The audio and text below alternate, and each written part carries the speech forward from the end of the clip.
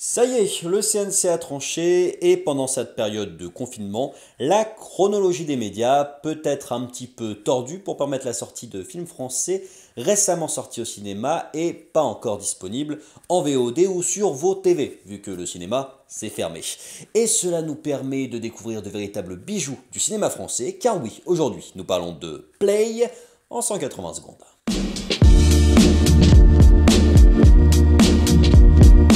Réalisé par Anthony Marciano et sorti le 1er janvier au cinéma et le 3 avril en VOD, de l'âge de ses 13 ans dans les années 90 jusqu'à sa trentaine aujourd'hui, Max n'a eu de cesse de filmer sa vie et de porter via son histoire un regard sur une génération.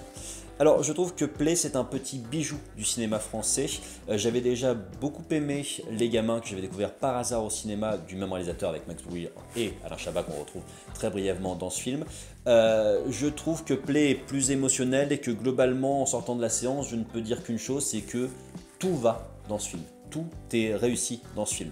Je trouve ça chouette qu'il soit fait en VOD parce que je crois qu'il n'a pas tant fonctionné que ça au cinéma, donc c'est l'occasion pour le coup de mettre quelques billes sur ce film qui mérite votre visionnage et un peu de votre argent aussi, parce que c'est le genre de truc qu'on fait assez peu dans le cinéma français.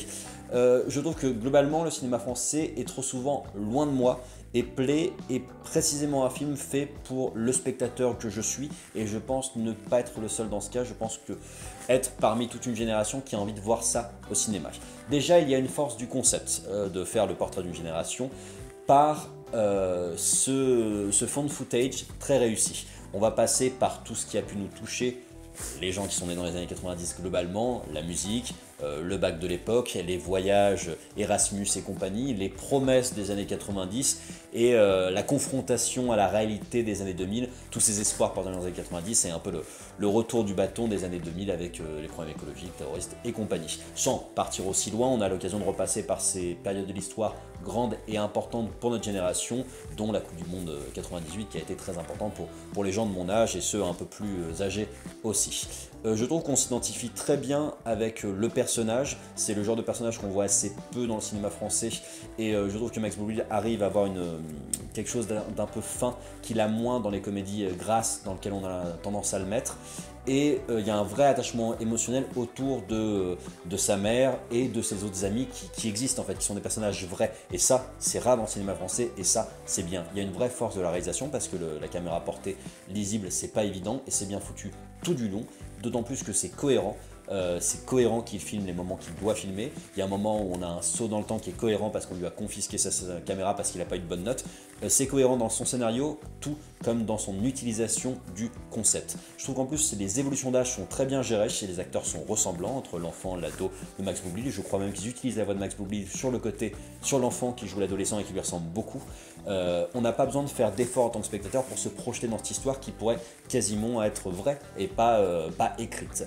C'est une boule émotionnelle, c'est vrai dans son fond comme dans sa forme, c'est drôle, c'est touchant, c'est gênant quand ça doit être gênant, c'est une vraie tranche de vie très très bien gérée. Je trouve que Play fait partie de ces bijoux français inattendus et trop peu marketés, une créa honnête et bien foutue d'une nouvelle génération de réels à qui il faudrait laisser la place. Et top. Et c'est tout pour cette critique, j'espère que le film vous aura plu.